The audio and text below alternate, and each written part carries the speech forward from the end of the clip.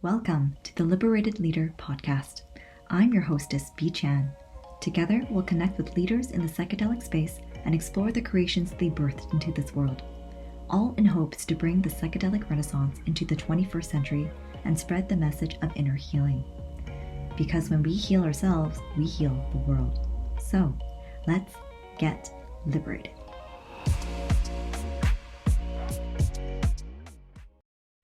Welcome back. This is where we talk about interesting things, fun facts, current events, musings in relation to psychedelics. So I thought this time around, something super random would be looking at who is most influential in psychedelics. So psychedelicinvest.com actually came up with a list of 100 most influential people in psychedelics. And I'm kind of surprised at some, and I agree with other ones. So I'm just going to name a few people that I agree with. And okay, so one caveat is it's very heavily male dominated, unfortunately. And but I will name the ones that I actually know. So number one is Tim Ferriss, and I totally agree. He's very, very, very pro psychedelic, and he's donated a lot of his money to different research and studies and stuff like that, so that we can actually have the hard data and the facts to basically like infiltrate our political system and government, so that they can give us more of a leverage and more of a platform to be out there and talk about this and make it, more socially accepted and destigmatize it. Joe Rogan is another one. He hosts the Joe Rogan Experience podcast, and he's also part of UFC, or he was part of UFC. And yes, his podcast, he kind of talks about it regularly, and he has a lot of celebrity guests that come on and talk about their own experience. So for example, Mike Tyson definitely did. I think he did Bufo. Elon Musk, for sure. Will Smith, Megan Fox, a bunch of celebrities, a lot of celebrities.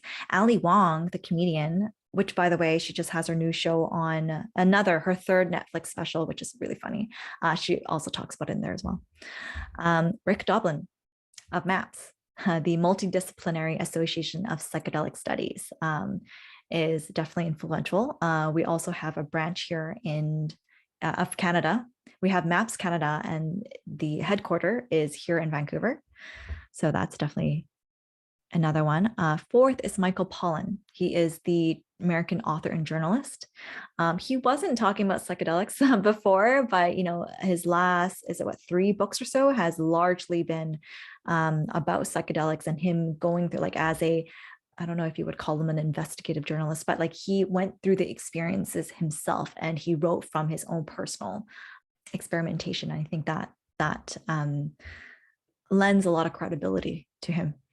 Another one I really agree with is Hamilton Morris. He is a scientific researcher, a journalist, and a documentary filmmaker. And I forget the name of the show, Pharmacopoeia. And he goes and talks about different psychoactive drugs in different countries and really dives deep into the history, the culture, and the science behind all that type of stuff. So I highly recommend watching his show. I think it's on Vice. I remember the one where he was investigating the Sonora desert frog, Bufo alvarius, and how, the difference between like organic and also like synthetic. And so we're not hurting the frogs when we are farming them for their toxin. Okay. And then of course, like Paul Stamets, he is the mycologist for sure. He's also an author. He's appeared in many, many, many different documentaries and films about it. I think he has a nickname. He's like the godfather of like mushrooms or something. Right. And then like when I'm talking about godfather, that reminds me of like James Fadiman. He's also the godfather. He's not also a god. He is the godfather of microdosing, and he has his own protocol that you can follow. David Bronner of Dr. Bronner's The Soap. This is his son, I believe, and he's very much involved in the activism of and the avocation and education of psychedelics as well. He's also funded a lot of different initiatives and donated money to, studies and research and all that. He also sits on the board of MAPS. Cool. Okay, I really want to name some women right now, so I'm just going to zip past all these dudes. All right. Okay. Dennis McKenna, obviously. And Terrence McKenna, obviously. Okay. Amanda Fielding of Buckley Foundation. Where are the like super well-known women? Like I don't see it. And I remember when I first looked at this list, I thought the same thing. I was like, okay, but I don't know these. They're not like household names, quote unquote, just yet. I mean, there are other men on this list that isn't really in the psychedelic industry, and they're numbered like before any women that is like solely in this space. So I'm just a little bit, I don't know if I agree with this list so much, you know what I mean? So for example, number 39 is Kevin O'Leary of Shark Tank, because he is a investor in MindMed, a psychedelic company. But, you know, from what I know him from is like Dragon's Den and Shark Tank, right? And him being Mr. Money or whatever his nickname is. Okay, let me find. Okay, Gabor Mate, he is a physician. He's a Hungarian-Canadian physician, and I think he's based here in Vancouver, somewhere in BC. He's based somewhere here in BC, and he is definitely a well-respected doctor in our space for sure. There are women, but they're just not so much more well-known. I mean, I can name some people that are no longer around. I don't know if that helps. Like, for example, Maria Sabina. Actually, even Mike Tyson is on this list. He's number 56.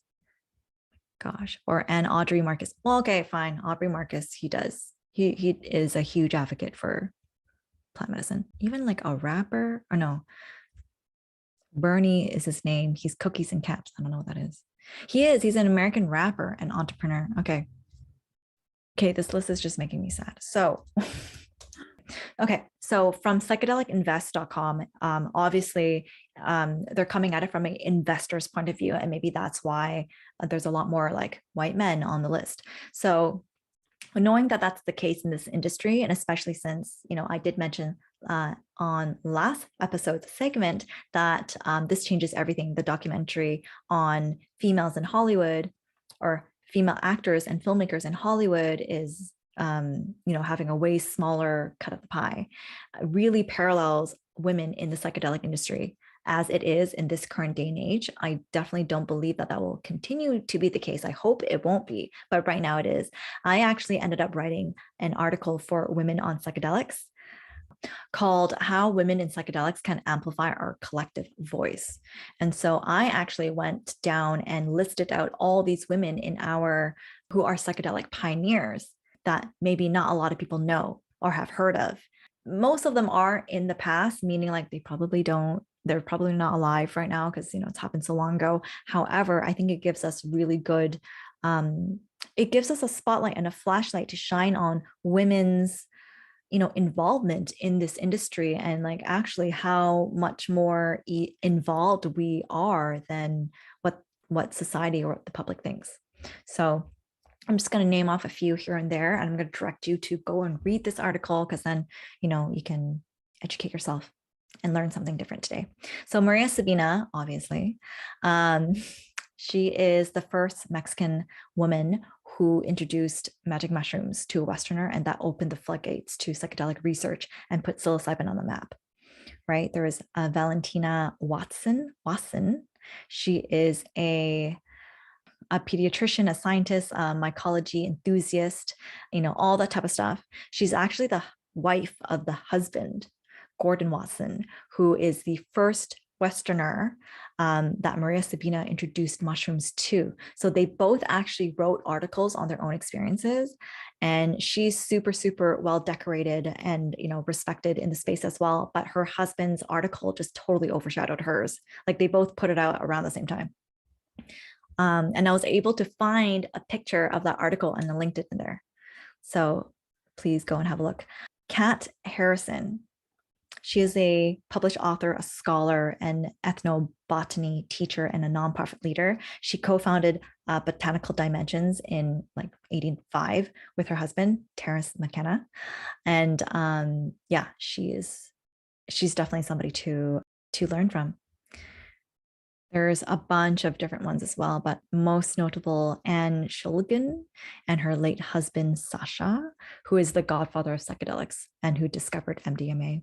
And she also co-authored two like cult classics, right, based on their own psychedelic experiences. And other women in the more modern day landscape. So I've mentioned Double Blind Magazine at least twice now, and that's Shelby Hartman and Madison Margolin, who are the co-founders, co-CEOs.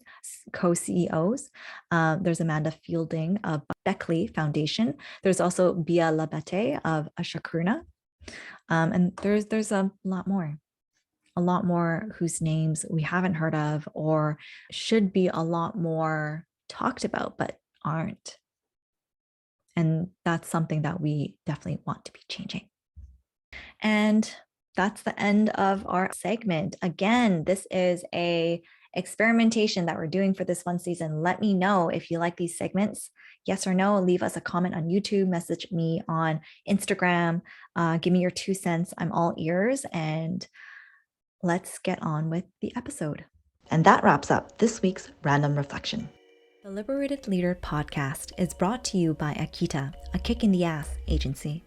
We specialize in helping female psychedelic coaches who want to impact a global community by evolving their heart-based business to reach more people and fucking change the world.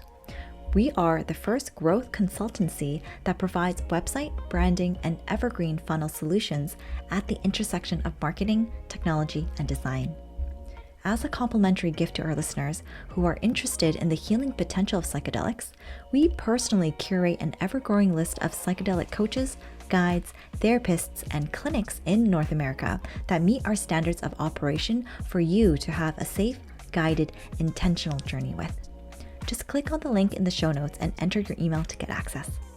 And now on to the conversation with this week's podcast guest. Hi, everyone. Welcome back to the show. This week, we have Mia Cosco on. Mia's call to psychedelic awakening was in the form of a profound curiosity to understand mental health and disease.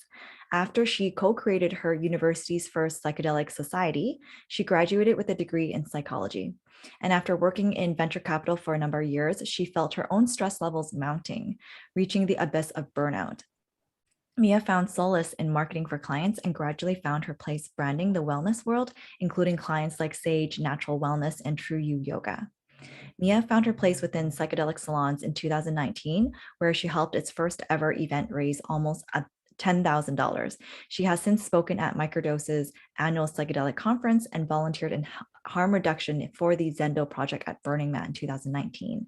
She is a space holder, sound healer, and you can find her at one of the monthly psychedelic salons held around the world. Welcome to the show, Mia.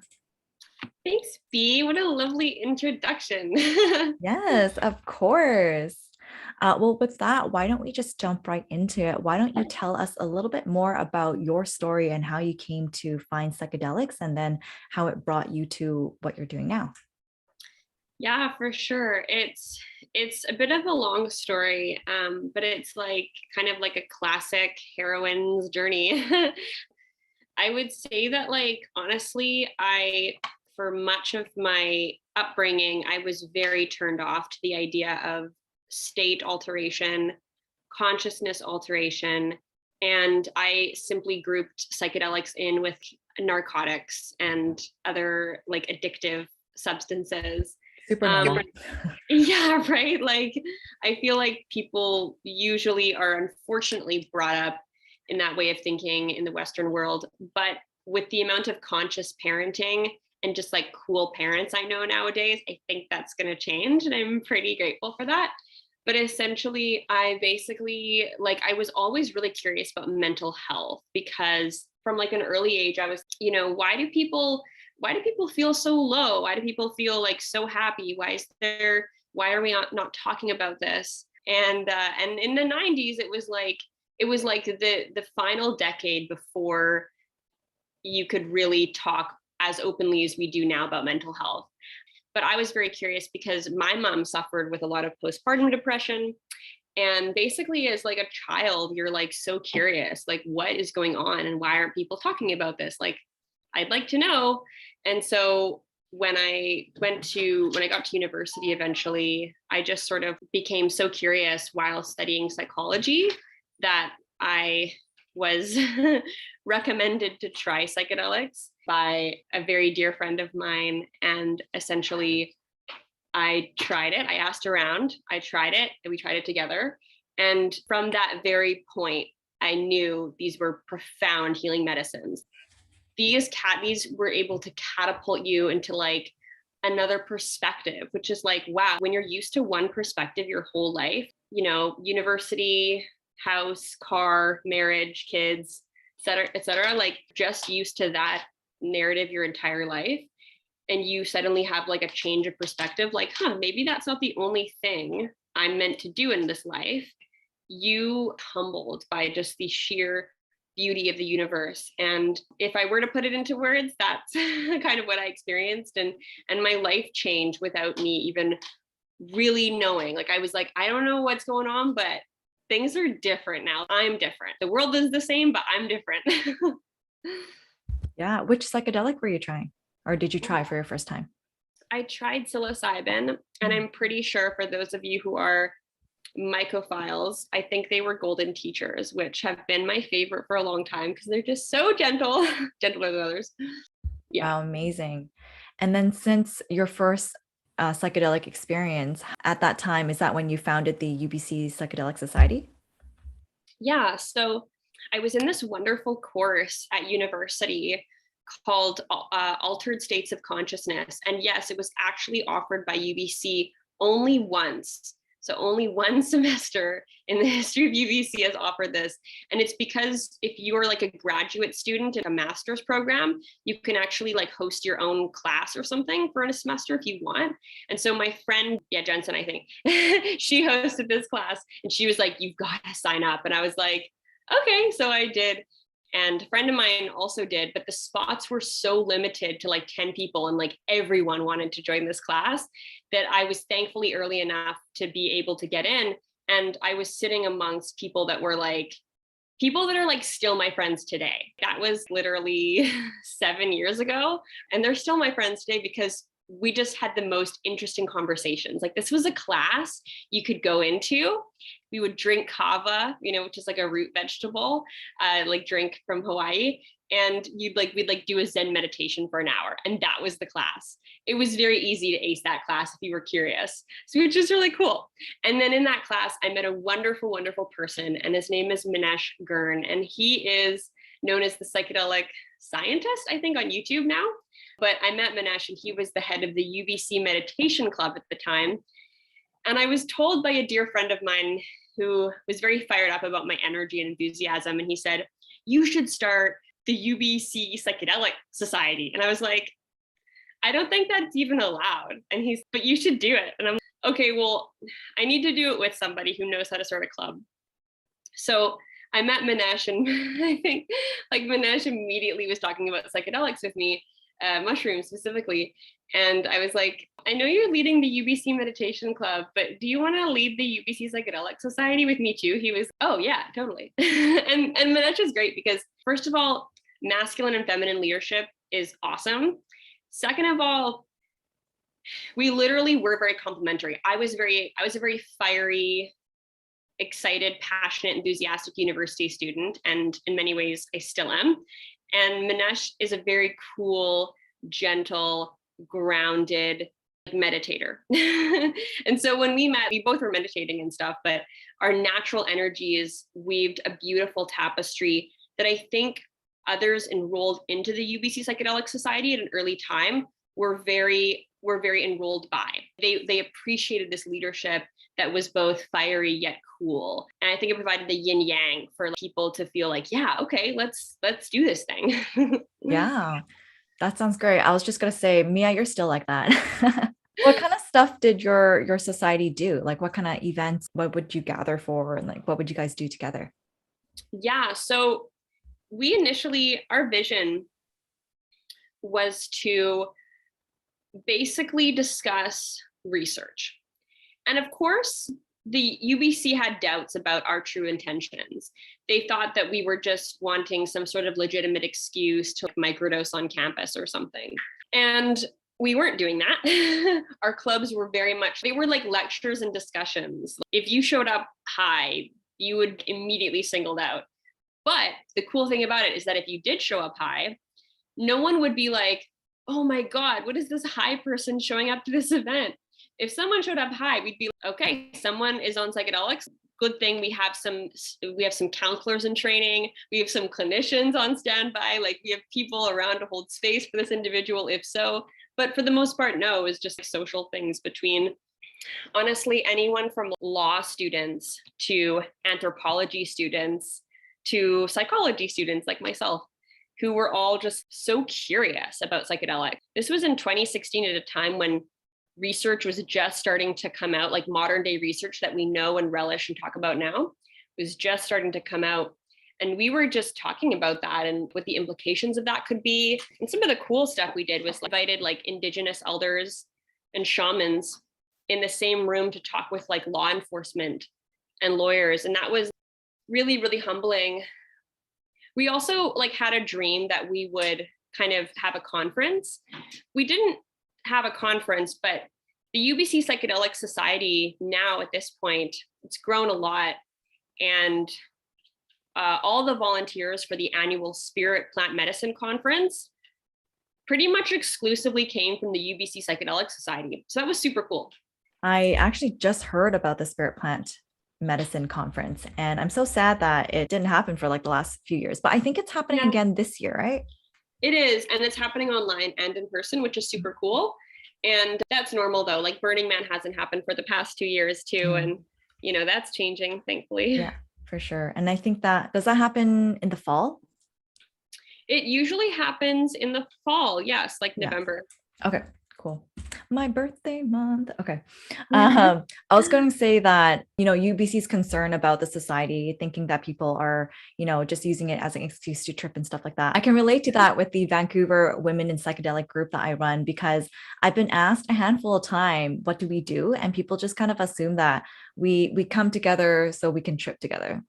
That like we're all just tripping every time that we meet. I'm like, what? No, like that's so much responsibility to be putting on us. Like, we don't know you. Why would we want to take on that liability? It makes no sense. So true. Actually, that's a really good point, because it's really common nowadays. I was interested in going to this event, and they asked us a disclaimer question. Do you mind microdosing or taking psychedelics, perhaps in the presence of people you don't know, with complete strangers? And I really paused, because I really want to go to this event. And that's a good question. Like, no, I actually don't. I know better than to take psychedelics in the presence of people I don't know. And it's a good thing to think about, because you'll most likely go to a ceremony around psychedelics in your life where you will be around people you don't know. It's very important to know your mind very well if you do that, because it's so easy to project onto other people when we're in a very vulnerable medicine state, if that makes sense. Completely. That's a weird question. So like, was the whole event aimed to like have people microdose around people that they don't know? Or like, how come they asked you that question? Oh, well, this was for an event that I'm actually really looking forward to, but it's essentially an event where it's at the intersection of sensuality and femininity and psychedelics. So it's basically, you would be a woman in the presence of other women taking psychedelics, but you don't know the other women necessarily that are going to be there. So it's a good question to ask, because even if, you are a woman and you feel comfortable with other women, I mean, there are some women who are probably going to be there, maybe aren't as comfortable with being vulnerable with other women. And that could be a learning opportunity, that could be a healing opportunity, or that could just be a very triggering, worrisome experience with more precautions. 100%. I'm just trying to put myself in that shoe. And it's like, yeah, if I didn't know a single soul, I probably wouldn't. If I was going with like a group of friends that I trusted, or like if that group was pretty small and I knew some people there, maybe, but it kind of feels like going in blind, unless that was the intention and everyone else was doing that and you signed up for that knowingly. Yeah, exactly. Yeah. Okay. So after you established and ran the UBC Psychedelic Society, and then you graduated, and then what happened? Yeah, well, the interesting thing is that my graduation from university with a psychology degree, it seemed very rushed. And that's because, by the time you're ready to graduate, you're already like 2 steps out the door. You know what I mean? Like you're already kind of ready to move on with your life, get a job, maybe move out of your parents' place if you're in that position. I was already moved out, but I myself was in the throes of working in venture capital. So before I graduated, I had abdicated leadership of the UBC Psychedelic Society to lovely dear friends of mine that were in the club who were yet to graduate themselves. And I got recruited by someone I was actually dating for about 6 months, who was like, "You're really smart. You shouldn't be working in some clinic where, you're facing all this red tape and all this bureaucracy." They were like, "You should be working with people that are making the decisions on the policies for psychedelic legalization." And I thought, well, that's interesting. That sounds way more interesting, because it's true. I was in my undergrad, I was facing a lot of red tape and bureaucracy in clinics I was working in. I was so curious to talk to people about psychedelic healing or alternative methods of healing, like Reiki or energy work or meditation, like mindfulness meditation. But, these were still relatively new entering the collective consciousness, and they still are. But thankfully that's getting better. But I just was encountering a lot of very conservative attitudes in clinics, and I was starting to get a little sick of it. And so this person I was dating, they were like, "Why don't you work at my company as a project manager? And then you can manage projects that directly deal with legislation of plant medicine." And I was like, "I literally have no idea how to do that." And they're like, "Don't worry, you'll get trained. Like, we'll pay for any training you need to do, whatever." And so I was like, cool, okay. And so I was placed in this unfortunate yet daunting situation. And obviously, as I could tell, it was very stressful. And of course, stress is not good for a relationship. So the relationship became challenging. The job was challenging. There was lots of ups and downs. And the thing that happens there is a lot of codependency, right? Because your income is directly related to your relationship health. And if your relationship is unhealthy, you fear for your livelihood. So it was a very kind of dangerous position to be in as a woman, or anyone really. And basically what I found out was I was very young in that position. I was like 20 to 23 or something when I was in that relationship. And it just got so unhealthy. And I was so burnt out that I left venture capital. I ultimately decided to leave that relationship a few months after. And my life kind of really unflowered, where like I actually started to get to know who I was, the little I, Mia, who this self is. And I told myself, I was like, the craziest thing I could ever do is go to like a third world country by myself. So I went to Laos by myself and taught English to monks, went to Burning Man, did all these trainings and therapies around, like one time around anger management, one time around trance therapy, just the weirdest stuff. But I was just like hungry to see who I was, uncover who I was. And of course, I had estranged myself from psychedelic community while being so in this work, so in this relationship. So I kind of I was like a horse out of the barn or whatever, like ready to go to the races. I'm going to uncover exactly who I am. And I did that in 2019. And then COVID hit in 2020.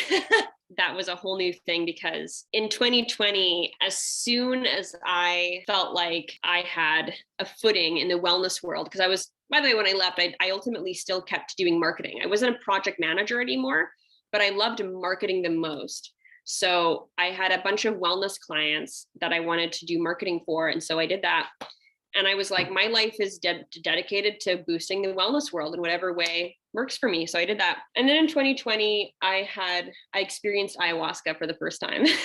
And up until that point, I never felt confident to be like an entrepreneur. Like I was always, I'm a consultant, or I want to work as an employee at a company, like with Saje Natural Wellness. I never felt confident to break out on my own. But I would definitely say that after multiple sessions of ayahuasca, actually 2 months of drinking ayahuasca every weekend and like traveling around the world and doing it, because it was this spiritual tradition that I was very interested in, I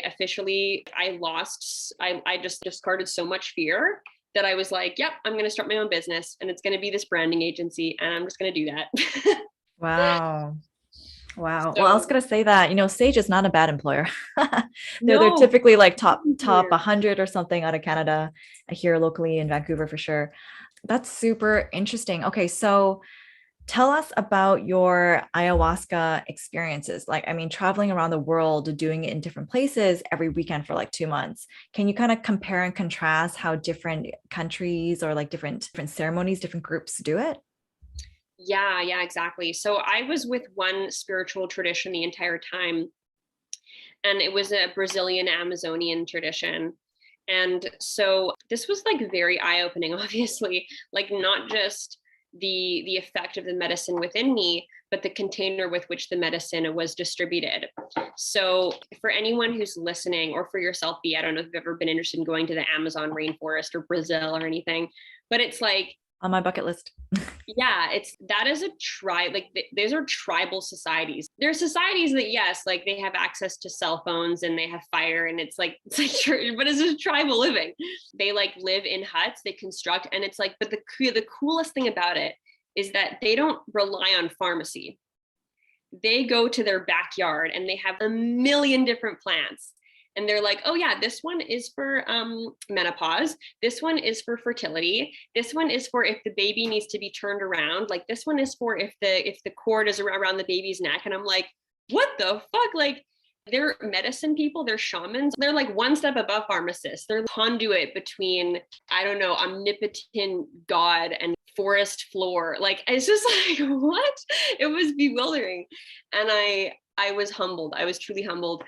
And so I felt a great sense of respect, honor, and trust within that container. And basically, there are different churches in this spiritual tradition, and so they're all over the world. So Mexico was really earthy because you were like in a tribalistic environment. You felt like you were one with the jaguar and with the beach and with the wind and everything. Like, I felt very elemental, very from your origins, like anthropological almost. And then I would say, like, for example, drinking medicine in New York, upstate New York, was a whole different thing. But it also wasn't too, because I felt like at any part in the world, you can truly tap into networks of people that are so much more interested in medicine, transformation, healing, heroic journeys, and they're deeply respectful of that. They hold space like total pros. And it's like, you wouldn't expect to find that in the middle of upstate New York or Washington, D.C., but they're all over the place. These pockets are everywhere. It's like so fascinating. So then at this point, you did your ayahuasca ceremonies, it really stripped away all that fear and you stepped into your path of being a entrepreneur with your branding agency. And then what happened? Yeah, well, basically, this was a real step for me because I, like everyone else, had no idea what COVID-19 was ushering in. You know, the fact that people now had to wear masks and had to quarantine. My attitude on the whole thing was just, you know what? Human beings are remarkably adaptable, and we're going to get through this. And, if people want to protest it, that's okay. If people want to, just follow the rules and stick to the protocol, that's okay. Like, I just know that I am going to continue growing, continue learning, and continue being adaptable. I started my branding agency, and it was slow at first, but I had a business mentor, helpfully, who helped show me, here's how you do contracts. Here's the importance of finance and invoicing and taxes, and like knowing which taxes to charge and knowing when to hire a CPA and stuff like that. And these are all things that, like, one should know if they have a business. But if you're in a psychedelic healing profession, you may just want to stick to your craft. So it's hard to be truly a solopreneur and know everything. But that's the grind, for the first few years of any business, you're going to be learning all of that stuff. You're going to be learning everything, how everything works in a business, so that when you hire someone eventually, hopefully, to help you with that, you can tell them what to do. You can say, here, this is how you do it. And if they don't do it correctly or something, you can be like, hey, this is how you actually do it. And the only reason I know that is because I was doing this before you were. So it's the cycle of life. 100% for sure. Is that what you ended up doing for your agency? Yeah, exactly. So I was able to hire people, thankfully, that helped me with various things: virtual assistants, executive assistants, graphic designers, photographers. I also collaborated with a lot of people too. I knew that, for any success I wanted to have, it wasn't just about me, it was about other people, obviously, and it means working with other people. And it is a lifelong journey to be able to not only lead yourself, but to also explain to someone else how you're going to lead them. So, for example, there's this wonderful quote by Naval Ravikant, who's the founder of Angel List. And he says, if you can't explain it simply, you don't know what you're doing. And that can feel a bit polarizing when you first hear it. But basically, it means that, for example, there was this challenge in English class where we had to write how to make a sandwich. And if we didn't know how to do that, why are we bothering making sandwiches? Because communication is so fundamental to the human experience, regardless of language, regardless of translation. It's just, how are you communicating yourself? And leadership is something that you're going to be learning for the rest of your life. But as soon as you take that first step, you are plunged into a world of respect for the other person, respect for yourself, and taught me a lot psychedelically about how to work with people and believe in the beauty of my vision too. A lot of people I meet have no idea how beautiful their vision is. They have this vision of this book, of this thing they want to offer to the world, this retreat center they have. And they're like, oh, but it's just this little idea I have. And I'm like, that's beautiful. Believe in that. Believe in that shit. Because you have no idea how you could be helping other people with that vision. And so I had to learn to believe in my own beauty of my vision and not be so timid about it, really say confidently, find your voice and be like, this is my vision. I believe in this. And I hope you believe in it too. Know your worth, right? So yeah. And is that how Psychedelic Salon came about? Yeah, exactly. So Psychedelic Salons was something, I actually had this dream back when I was working in venture capital, where I was going to host an event and it was going to be attended by a bunch of people, and we were going to raise money for psychedelic research. And I looked on the MAPS website to see if that was a thing that people did. And sure enough, it was. You could host a global psychedelic dinner, which was a social fundraiser, basically. And I was like, I'm going to do one of those. And so it took me leaving venture capital, it took me leaving that relationship to actually in the landmark self-development or self-expression and leadership program, our project is to create an impactful community initiative. And that's what I did. My project was to create a psychedelic social fundraiser. So I held a global psychedelic dinner, which I called a Psychedelic Salon, because I wanted it to be about philosophy and I wanted it to be tasteful and chic. I wanted people to show up wearing their best. I wanted people to show up ready to listen and learn, be high-minded and talk about poetry and writing and art and music. And I wanted there to be this sort of Renaissance flavor to things. And I was like, you know what? I got to believe in this vision. So actually in early 2020, this dream was executed. And basically, I partnered with MAPS Canada, Cosmic Sister, the Spirit Plant Medicine Conference organizers, and UBC Psychedelic Society volunteers to help execute this event. And yeah, we raised almost 10K. And that was really amazing because I didn't think I could do it. But I just had hope that I could do. I hope hopefully something will happen. But as more people started to sign up, I realized I need catering. I need more. So it just, the community just came together, right? And I wanted to look really good. I made sure I hired a girl who created this huge charcuterie board with this amazing fruits and stuff all in this tower. I wanted there to be videography, and the news called and they were like, do you want, we want to cover the event. Porters and stuff showed up and I was sure, do it.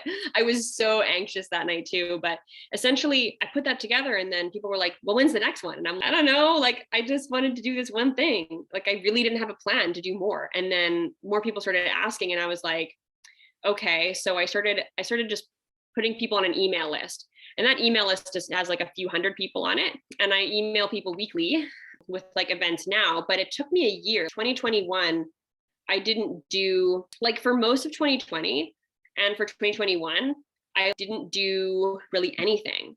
And then in late summer in 2021, I held 3 beta psychedelic salons just to see if people would like want to come. And basically I had three. One of them was like psychedelic women investors. That was a theme. One of them was ecstatic dance themed. And then one of them was sound healing themed.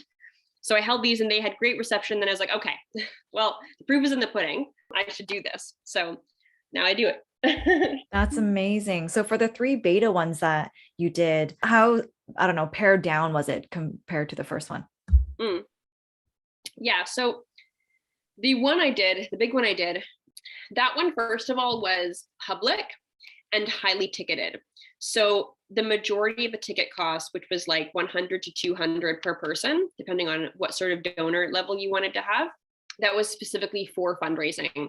The 3 beta psychedelic salons I hosted in the summer, they were not ticketed. They were just private little gatherings at my apartment. So for example, like I just have, I don't know, 6 or 7 people over, and we would usually have some sort of food out. I would like talk a bit about what Psychedelic Salons is. Then we'd go into some sort of activity, and then we would just like integrate and chat about any insights there. And then people would go home. And that was just sort of a way, because what I really wanted was like, I wanted to tell people about what I was envisioning and see what people reacted with. And most people were like, this is cool. And then some people were like, I don't know. And then I was like, that's okay. I want to be as clear as I can in how I'm communicating this. So it's okay if you don't know, because that means that I can be more clear with you on my mission too. So it's like, you know, when you just feel there's total alignment, you're just, this is exactly what I should be doing. It's a good feeling. And I truly hope everyone in their life has this feeling at least once. Completely, for sure. Question. So for the people who haven't heard of spirit plant medicine and Cosmic Sisters, can you intro them a little bit? Yeah, so MAPS Canada is the foremost Canadian psychedelic research organization, and that's because MAPS, the Multidisciplinary Association of Psychedelic Studies, started, I believe, in the 80s in California. And anyways, they started in the 80s and they've been around since, and they've only gotten bigger and more support and more donations. And donations like millions of dollars from like Tim Ferriss and Aubrey Marcus and like influencers and stuff like that. It's great news, right? MAPS Canada is not technically partnered with MAPS. They're just like a Canadian version of MAPS. And the great thing is they use that brand name to leverage their authority. And that's really important because most of the time when you're donating to charities, you do naturally have a question where it's like, where's my money going? Actually, right? And additionally, you know, if it's a psychedelic organization, part of you is wondering, like, is this even real? But MAPS has that brand legitimacy. They have clout. They're really doing what they say they're doing. I believe them. So MAPS Canada is amazing in that way. So if you're, for example, like a new psychedelic business person, or you're trying to get the word out about you, if you're like a manufacturing company or something, or you're planning on having a microdosing company, MAPS Canada, if you're Canadian, is the best org to partner with, because when you get their seal of approval, when you work with them, people know that you're legit too. Because I think the worry a lot of people have in this space is, you know, when someone talks about psychedelics, that they suddenly share just like an absolute word vomit of nonsense, you know, and it's like, fair enough. Like, you have a serious trip, you're going to be sharing some weird stuff. But if you communicate concisely, you're articulate, you're sophisticated, then you look appealing to an investor, a consumer, you know, normal world roles. You know, you're not talking like some sort of DMT entity. So And so what about the Spirit Plant Medicine conference or the organization behind that? Are they connected to MAPS or? Yes. So the MAPS Canada, very legit, established. They haven't been around as long as MAPS in the States, but they have that brand awareness. Cosmic Sister is a very new organization, psychedelic feminism, and it's pioneered by the amazing work of Zoe Helene and her partner, who was very known on Fox for being like the medicine hunter. So he would actually travel around and was like literally paid to like travel around and like discover medicines and stuff. I don't know too much about that, but anyways, Cosmic Sister is really cool because Zoe takes women down to the Amazon to try ayahuasca and to sit with that medicine. And, these women come back with amazing stories and insights for their, like, just leading them to be like better people in society. It's pretty cool. The Cosmic Sister, are they still active right now? They are, I believe. Yes. Yes. Is their main thing, taking women down to Amazon to be a part of these ceremonies? I'm not sure if that's their main thing, but I know that's something that they do that is just a very unique experience. They deliver through scholarship programs. Okay. Yeah. Cool. Spirit Plant Medicine, Spirit Plant Medicine Conference, or SPMC, is kind of the foremost conference in the Lower Mainland, connecting not only people who are like psychedelic researchers, but also donors to psychedelic research, and a lot of people who are just honest to goodness merchants of like crystals or sound bowls, or like people you meet down at Wreck Beach, like just like good people, like just amazing collection. Like if you want to be known in the plant medicine world in Vancouver, you go to Spirit Plant Medicine Conference. It's a must for anyone at least to go once. And the talks there are fantastic. The merchants there are wonderful. They're sponsored, I think, by Banyan Books. Banyan Books is a big sponsor, and Banyan Books is a must for anyone who's like looking to find really good spiritual books. And they're just the best. And I've been really fortunate to go. Seeing the UBC Psychedelic Society members like volunteering there is always so fun and cute. They have VIP tickets as well, and the VIPs pay a little bit more, and then they all have like an after party thing. And the after parties are usually just pretty fun because you get to mingle directly with the speakers and such. So yeah. That's amazing. Okay, back to Psychedelic Salons. So where are you at with this project right now? I know that you are having some events with WOOP, Women on Psychedelics, and maybe a little summit coming up that you want to talk about. So maybe a little some. So yeah, we've had a psychedelic women's storytelling event, which was super cool. That was with Women on Psychedelics. So the co-founder of that, Jessica Lagarde, off in Amsterdam, Brazilian in Amsterdam, she helped me organize that, and that was really fun. And then you and I are doing an event, which I definitely want to address. So it's going to be answering, hopefully, a lot of questions around how the hell do psychedelics influence women's health. So the name of the conference is the Rebirth of Venus. And I actually saw like the Venus in the clamshell or whatever painting by Botticelli in Europe when I went in November. And it's a beautiful painting. And I think that we want to showcase is that, like, at a time when Venus was portrayed, she was portrayed as like this gorgeous, beautiful goddess of a woman with like a womanly form. And people like in the painting are rushing to put clothing on her, to hide her, to protect her purity and innocence.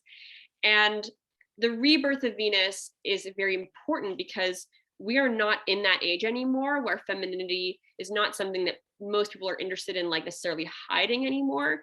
Femininity is something to be celebrated, maybe even radically celebrated, all aspects, everything from like menstruation to menopause to motherhood to the childhood, little girls, just girlhood, archetypes like the damsel archetype, the duchess archetype, queen, daughter, aunt, everything, every role of womanhood, full spectrum womanhood. And I want you to add something to this because like I could just go off. I think obviously I agree with everything that you just said there. And then I think my 2 cents, my addition to that would be, it really just came from, well, the idea of this summit really just came from us having our own experiences with psychedelics and not really understanding the reason behind why our bodies were changing. So for me, and this might be too much info for people, TMI, but it's like there were a couple months in a row where I was doing psychedelics, maybe a week before my period was scheduled to come. Scheduled. Okay, my period comes really regularly. I can calculate it down to like the day within 2 or 3 days.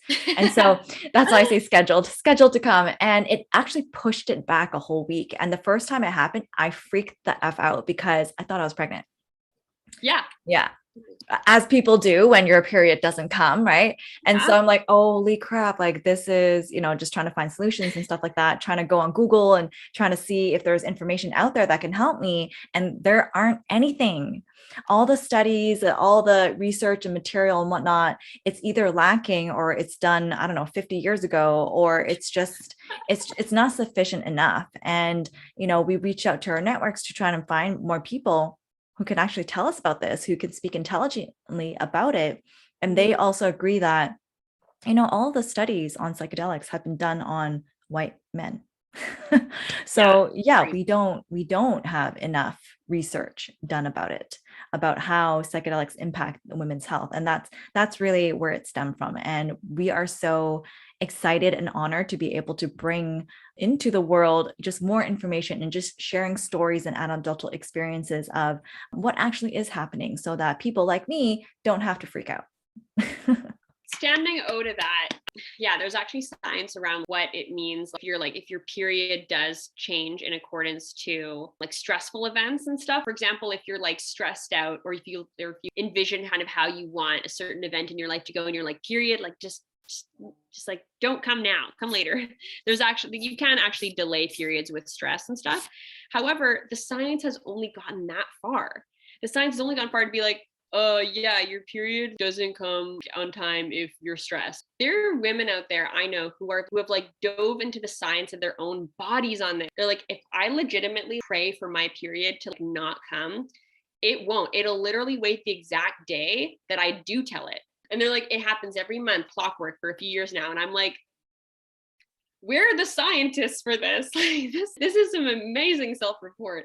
And it's true. There actually is an influence there with psychedelics and periods. I have found that some psychedelic medicines have alleviated my PMS, my cramps, to a level that is mind-blowing. Usually I have a very like TMI, but usually I have a very heavy flow and it's very painful. And like the fact that psychedelics alleviate the flow and the pain for me I'm like, what is this? Like, Motrin needs to get on this technology right away, because there are women out there who've never taken psychedelics and they have no idea how painless this could be. And FYI, just adding to that, it's like where people are like microdosing all this stuff. So you're not tripping out the whole entire day to not feel this pain. It's literally, microdosing has, I think there are studies out there already, especially when we've been talking to a lot of our speakers about, their research and the topic that they want to present on. So definitely for any kind of hormone change event in a lifetime. So during your monthly cycle or pregnancy, postpartum depression, perimenopause, during menopause, and all that type of stuff, there are studies out there that say that it does help alleviate a lot of pain, a lot of symptoms. Totally. Yeah. You're completely right about that. So that is happening May 26th. Yay. And it's going to be online, and we invite all of you people, male, women, all ages, to come and listen and educate and share and be an advocate for women in the space. Yes. Oh, I'm so with you there. Yeah, I significantly hope that people from everywhere will show up. And B and I literally didn't even meet in person when we decided to do an event together. We were just like, I see you, I like you, let's do something. And like it was quite magical. It was quite magical. You're like, oh, I like your energy. Yeah, you want to do this? Yeah, okay. Exactly. This is how you make friends. Okay, cool. So how can our listeners support you in what you're doing? Yeah, well, I hope to see you at a psychedelic salon. The one coming up this month, if you're a listener and you're in Canada, you're in for a really special treat, because we actually partnered with Moment Mushrooms, and they're my homies. They have all the hookups for like microdosing, and like they don't just offer like microdosing capsules, but they have a stack of cool stuff in there. So they have ashwagandha and Siberian ginseng and bee pollen, like a bunch of cool stuff. So it's like a biohacking supplement with 30 to 75 milligrams of psilocybin in there. So not a whole lot, barely perceptible microdose, and more. They have larger amounts too if you want to like go further. They also just have like biohacking supplements basically for people and who just want to like be healthy and not necessarily trip. And the cool thing about them is they're offering literally a bunch of their products to for free to one Canadian who attends the next psychedelic salon. So if you're Canadian, you're listening and you haven't tried microdosing, or maybe you love microdosing and you want to try a really cool sustainable product from a Canadian company, honestly, there's nothing stopping you from doing that. Yeah, and also there's some fun goodies at my website for people to dig into if they're like us, like you and I, wellness entrepreneurs, psychedelic entrepreneurs. Amazing. And where can our listeners connect with you online? Instagram. I'm not addictive with my Instagram, but it is probably the best way to connect with me easiest. Yeah. What's your handle? Mia Cosco, MIACOSCO. Perfect. And now we are going to enter our lightning round. This is where I ask you a series of questions and you come back with a one word or one phrase answer. Cool. Okay. What's your favorite medicine? 3-MMC. Oh, I haven't tried that. 3-MMC. Okay. Is that like a MDMA? It comes from the same plant as MDMA in terms of it being synthesized from a plant, but it is a little bit better than MDMA. Okay, I gotta look into this. What is the top resource that you'd recommend people looking into for psychedelic knowledge? Stan Grof. Just read anything by Stan Grof. Yes. And for those who don't know, can you explain who Stan Grof is? Stanislav Grof is a freaking G, and he's also the founder of the holotropic breathwork method that is commonly used to facilitate psychedelic states. So when psychedelics were illegal, starting in much of the 60s and beyond, Stan Grof was like, this ain't cool. I'm going to help people get to altered states of consciousness without the use of psychedelics. And we're going to do that through breath work. So big ups to Stan G for that G move. Amazing. Okay, what is your favorite quote? My favorite quote, a favorite quote ever. Okay, there's a quote that I really am digging right now, and it's actually by Elizabeth Gilbert, who's the author of Eat, Pray, Love and other cool books. And this quote is, tenderness will take you to places that toughness cannot. Yeah. Definitely a good reminder to have for sure. Yeah. What's the latest lesson that you learned? Okay. Well, this morning, after a very ontologically jarring meditation, I would say that the biggest lesson I learned is that happiness is a very simple mission. We actually don't need very much to be happy. We just really complicate it for ourselves. As humans do, right? We're so good at that. Last question. What do you want the world to know? I want the world to know that everyone has a story, and that sometimes we often don't know the full extent of someone's story. So it's important to be patient and compassionate with everyone's kind of background. Yeah, for sure. Another really good reminder. Okay, well, thank you so much again for your time, Mia. It's been a pleasure and a gift to have you share your story and all the amazing projects that you're doing right now and putting out into the world. Thanks, friend. You're the best. I love being on friends podcasts because then we just get to chat like we usually do, but for other people to hear. Exactly. Okay, cool. Let's sign off and we'll say goodbye to our listeners. Yes. See ya. Bye. Thank you for listening to the Liberated Leader podcast. If you found value in today's episode, then please, 1, leave us a positive review, share it with a friend. 2, join our tribe on social. We're on Instagram, Facebook, and YouTube. Until next time, to your liberation and beyond.